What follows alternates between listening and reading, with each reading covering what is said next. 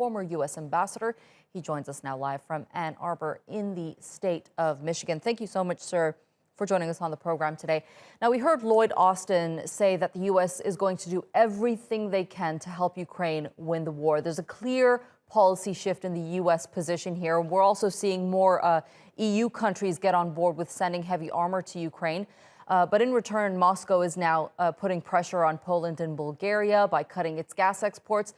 This is going to have a direct effect on the daily lives of the people there, especially in countries like Bulgaria that heavily rely on Russian gas. In terms of diplomacy, do you think the international community can go through diplomatic talks to counter this move by Russia, but by also applying pressure on Moscow to abide by its energy security contracts?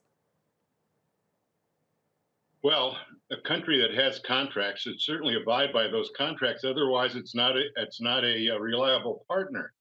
The other part of this, if you go back through history, even back to the Reagan administration, President Reagan, I remember very well when I was an ambassador and an assistant secretary of state, warned about the pressure that Russia, at that time was the Soviet Union, would have by hooking up this pipeline, that it could also turn it off as well. And that's exactly what's happening. So we have to find, or they have to find, and we have to help them, we in the EU countries, find alternative sources of energy, because once done this time, then Russia will have leverage on them. If they knuckle into this, then Russia will have leverage on those countries all around in Europe where there's a pipeline for a long period of time. That's not a very good position for the European countries to be in.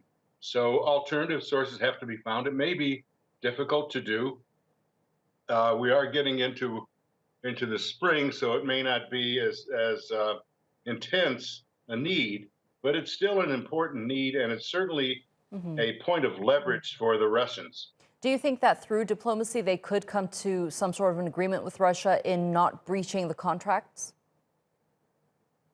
You know, that's hard to say because, for example, the Russians want to require a payment in rubles. That is that would be quite a change. In other words, it would be essentially making the ruble into an international currency that is viable on the world market, which this has not been, mainly because of Russian economic policies. So again, I think the solution. Well, let's say Ukraine has to negotiate in any case with Russia.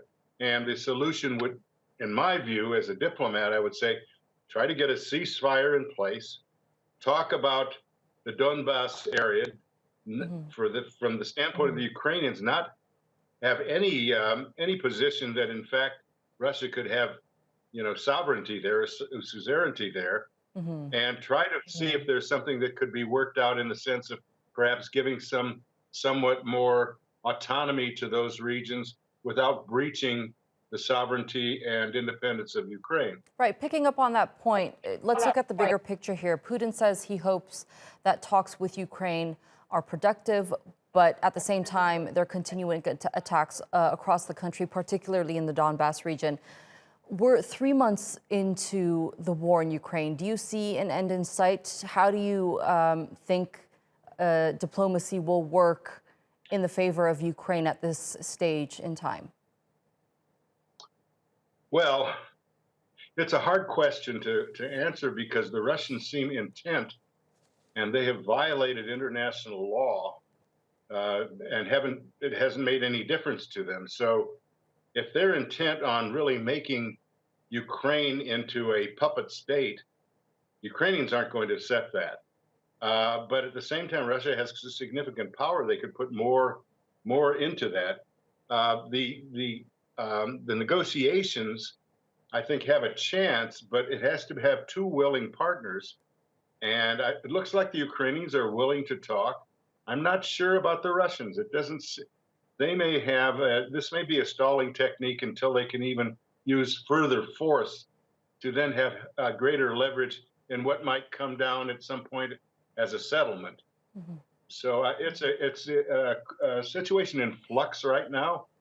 I think that there are possibilities, but I wouldn't be too optimistic at this Mhm. point about a settlement moving forward. All right, former U.S. Ambassador Melvyn Levitsky, thank you so much for joining us here on TRT World.